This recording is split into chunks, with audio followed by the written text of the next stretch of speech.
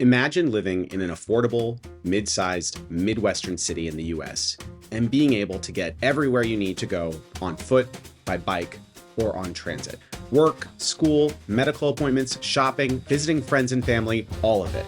Imagine the freedom of not needing an expensive, space-hogging, noisy, and polluting machine to go about normal life. It sounds pretty incredible, but it's not a fairy tale. It was the reality everywhere in the Midwest just 100 years ago. But since then, our neighborhoods have been ripped apart and torn down to cater to the car. Now, perhaps, we're at a new inflection point where we'll begin to win our cities back for people, not cars. Following our last video on the shortcomings of Vision Zero to reverse the rising tide of bike and pedestrian deaths on our streets, in this video, we'll be talking about how our cities could be rebuilt not just to reduce deaths, but to make people walking and biking feel safe and comfortable. That's the only way we'll get people out of their cars, at least some of the time, and restore our cities. Welcome to Heartland Urbanist. Let's dig in. I'm Matt Caffrey. I live in Columbus, Ohio with my wife and our 2 little kids. If you love the Midwest and cities with walkable neighborhoods, subscribe to the channel and share your topic requests in the comments. In a moment, we're going to talk to an advocate from Transit Columbus, an advocacy group in Columbus that works for better bike and pedestrian infrastructure in addition to more transit, about their vision for what Columbus should do to protect cyclists and, crucially, to encourage people to get out of their cars and onto a bike. And what's true of Columbus is true for many other cities. So our takeaways can be applied across the Midwest and the country. Chapter 1, Learning from the Past. I want to take a minute to talk more about what our cities were like 100 years ago and what that can teach us today.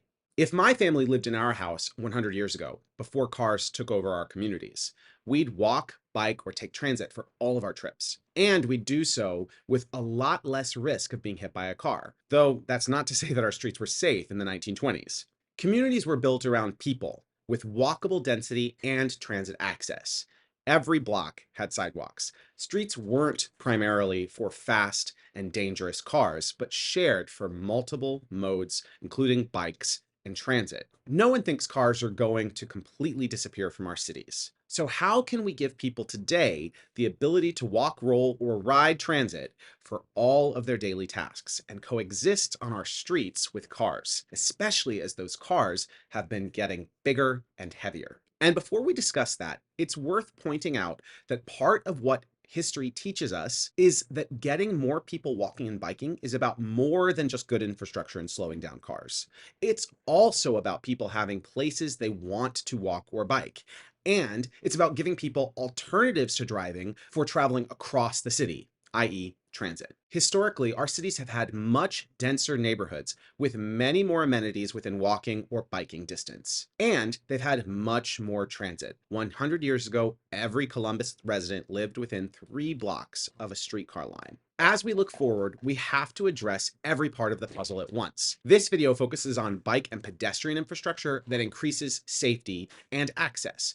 But we also need to shift land use through zoning reform and increasing density, and expand and improve transit, especially frequency. Check out my earlier videos on how Columbus is addressing those parts of the puzzle. Links on screen or in the description. Chapter 2, Vision for the Future. Fundamentally, the vision for the future is really straightforward. All streets where people are present need to be built for people. Cars and bikes can coexist on those streets, perhaps with their own disentangled networks, so that cars and bikes are in conflict less often. But streets need to be for people first. What might that look like? My name is Stevie Pasamonte. I use they, them pronouns. I live here in Columbus, Ohio, where I am a non-car user. I also am the chair of an organization called Transit Columbus. For me, what it looks like is to be able to use whatever mode of transit best suits you and to not have to think about it. And that includes not just yourself, but you're taking your kids out and you don't have to think about it. Not even you don't have to worry about it. Like, you don't have to think about it. You walk and you have places to walk. You bike and you have places to bike. You take a mobility device and you have places to roll. And there are not insurmountable barriers to being able to just move. That needs to be true for everybody. There doesn't have to be a bike lane on every single street for it to be safe to bike in a city. There doesn't have to be, vehicle traffic on every single street for people with cars to be able to get places. In an ideal system, if you do drive, you will drive to, a convenient area to put your car. And then from there, everything is walkable, right? There should be a system to bring together all of those different modes of transportation. It doesn't have to be, if every single street had a car lane, a bike lane, a bus lane, a multi-use path, like it would be a mess. You sort of have to think of it as an ecosystem. As long as each mode of transit has the ability to move through that ecosystem in a way that is safe, in a way that's reliable, in a way that they have access to all the different amenities that people want and need. It's so funny. You look at Disneyland. Disneyland is a great example of like wonderful mixed use multimodal urban because you go and you park your car in the parking lot, and then you can take a little tram, you can walk around, there's food everywhere, there's restrooms everywhere. Again, like there are all of the amenities you need. You could have that here in Columbus, Ohio. That's why people go to places like Easton. Are there still cars in Easton? Yes. Would it be a lot cooler if there weren't? Also, yes. But you can walk around, neighborhoods can be designed like that. And I'm not talking about like with big retailers, but all of your favorite local restaurants, your hairdresser, your barber, a little cafe there. Imagine if you could walk to all of that, and wouldn't that be so much better than having to drive and circle around a few times to try to find a spot and then be mad about it and walk the one block it takes to get there. What makes it easier to drive a car in the city is to have fewer cars in the city. Sometimes we think about this question of, well, where do the drivers go? But when we're thinking about that in the context of how we already live. I could say I'm anti-car and I snap my fingers and suddenly all cars in Columbus cease to exist. We would have a very hard time getting around the city. So when we're talking about reducing car usage, we're not just talking about getting rid of cars. We are talking about fully transforming the infrastructure so that you don't have to use a car. If you want to be able to walk somewhere or to bike somewhere or to roll somewhere or to scoot somewhere, you should have that option. If you focus on having that more sort of people-centered kind of city, ideally, people will want to use cars less. And so if you're someone who drives and wants to continue to drive, if you want to make life easier for yourself, make it easier for other people to do things other than drive. Chapter 3. How we get there from here.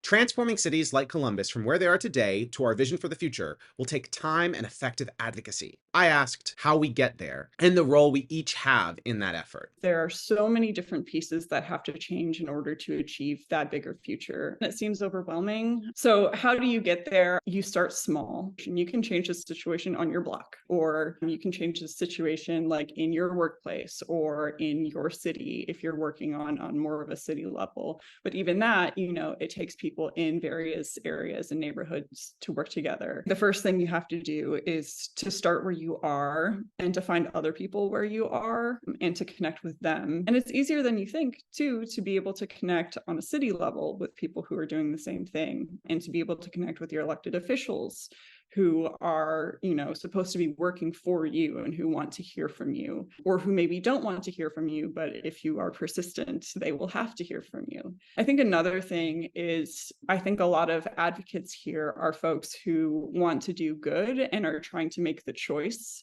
to not use a car. But I think a good place to start is to understand people who don't have a choice and what their lives are like, and they have a better understanding of the system than anyone does. I know this because I was once one of those people. People in my family are still those people. And then finally, meet people where they are in terms of what they care about. You may be wanting to fight for better transit for the safety of your kids. Someone else may not have kids. You may be fighting because you want to stem this oncoming climate crisis. Other people may not have the space to care about that because they're already worried about so many other things. Transit touches everything. So you can come at it from an economic standpoint. Cars are expensive. They're not only expensive to us as people who drive them. They're expensive to us as people who pay taxes to maintain the roads. They're expensive to us in terms of our health. And so it's tied into everything. There's no lack of connection. But what you need to be able to do is find that connection with people, help people understand that it is even possible to create that change. That's the only way that you can really enact change and do so in a way that's just for everyone. A lot of the people that I know who are now very passionate about this subject are passionate because they started biking over lockdown. They rediscovered the joy of biking. And I think that that is a much stronger argument than anything I could ever say. E-bikes are now a lot more accessible than they used to be. Now the bike shares also have e-bikes. So if folks want to try one out there, that's a good way to do it. You have people sort of making the argument that, oh, bikes are a toy. Well, bikes are a very meaningful and normal way of transit, but they're also really fun. And I think, if you're going to try to convince people to ride their bike more, you just have to get them on a bike and show them how fun it is. Chapter 4, Building on Success. The good news is that Columbus is making progress on many of these fronts, as are other cities. It's not enough or fast enough. Sometimes the city seems to interpret Vision Zero and other urbanist goals as nice to haves, while retaining the level of service status quo for cars is the top priority. But it does feel like things are changing. Here are some programs that give us hope in Columbus. After a long and frustrating struggle with local business owners, the city is finally moving forward on new bike lanes on Indianola Avenue that will add much-needed space for bicyclists. While the original plan included a larger reduction in on-street parking, the plan that the city is moving forward with will be a massive improvement, making space for bikes and ensuring a through-running bike lane. Sadly, the bike lanes will not be protected. Next, the streetscape on Hudson Street in Linden is currently quite tragic, but it will be updated soon to allow for much better sidewalks with medians and a shared use path, facilitating safe bike trips from 71 to Cleveland Avenue along East Hudson Street. Finally, Livingston Avenue in Driving Park is one of the most dangerous places to walk or bike today, but it will receive a full transformation with fewer lanes for traffic and a curb-level bike track on both sides of the street, along with a sidewalk and a new median down the middle. This is a huge transformation that will make one of the most challenged neighborhoods in the city not just significantly safer for the many residents who rely on walking or bikes to get around, but also a much more pleasant place to be. We could soon see many more exciting projects like this one because of the city's Bike Plus initiative, which is just getting started, and promises to expand bike infrastructure all across the city. Part of what I think is happening here is that the city is intentionally taking small steps to avoid political backlash. They want to build some momentum, show folks that these projects aren't scary. That makes sense, but if you're watching this video, you probably agree with me that we can't wait. If we want to see faster change, we have to build support. If we convince the city that there's political will supporting these actions, they will move more quickly. Take action. Columbus could be an amazing city for bikes. For one thing, it's flat. And to walk or take transit. We have a vision. We just have to do the work to advocate for the city we want to see. What gives me hope is that people are even starting to ask these questions. If you're looking for a way, there's a way, right? And I think that more people are starting to look for a way. If you're in Columbus, join Transit Columbus. Our larger mission is to improve mobility in Columbus to make it more equitable. We are going to teach you how to connect with your elected officials, how to connect with the people in your neighborhood. We'll help you figure out what to say. We'll help you figure out what those pain points are for people whose lives may be different from yours, where one action may not be sufficient. If we have 50 people doing that, you'd be surprised what a group of 50 people can do. The city of Columbus has launched a program called Bike Plus. They need input, right? They need to know how to create that plan. And the way that they are doing that right now is by gathering feedback from people in the community. So they're actually asking people. Right now, there's a survey that they have out that they'd like people to fill out, not just people who maybe commute by bicycle, but also people who are hesitant, who are like, well, I like riding my bike on the trail, but I'm not going to do it on the road because that's dangerous and scary. Share other great bike advocacy organizations in the comments. And help us expand the channel by sharing this video with a friend, and if you're able, make a donation through LibrePay. Links in the description. Heartland Urbanist is also available without ads on urbanists.video. Check us out over there. Thanks for watching and see you next time.